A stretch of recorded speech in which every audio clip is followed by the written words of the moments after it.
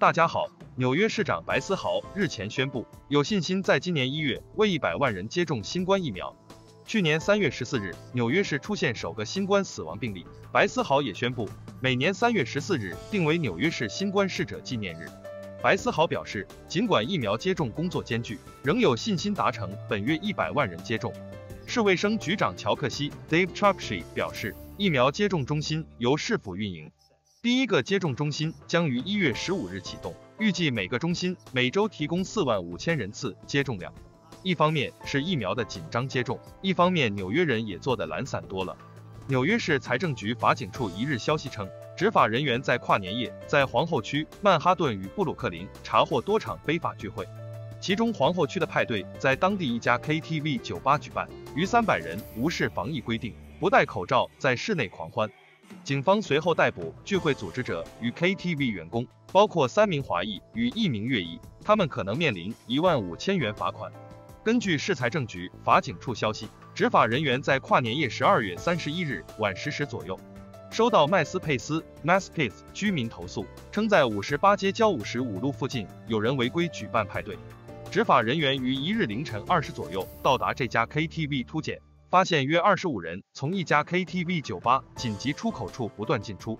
执法人员上前检查时，发现正门紧锁，随即要求1名员工开门。进入这家 KTV 后，发现超过300名参与者不戴口罩，无视社交距离，在室内唱歌喝酒。警方疏散人群后，逮捕了2名组织者、1名 DJ 与1名 KTV 员工。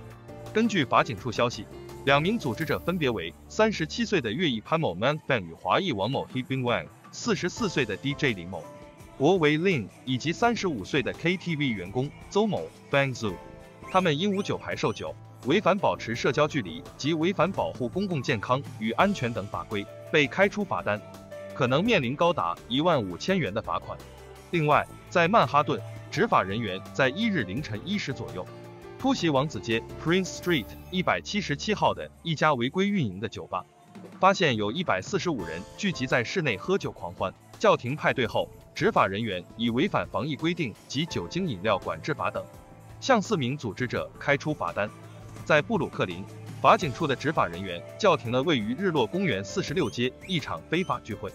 执法人员突袭检查时，发现这栋大楼铁门大开，音乐声不断从室内传出，约有80人在屋内跳舞、吸食水烟。执法人员随即驱散了人群，并向组织者扎比迪 Elzabidi 以违反防疫令等开出2张出庭传票。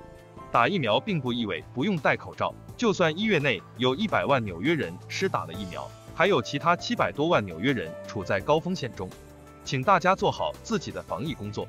好了，这是这个视频的全部内容。关注美国纽约时事，请订阅这个频道，再点赞，谢谢您们的观看。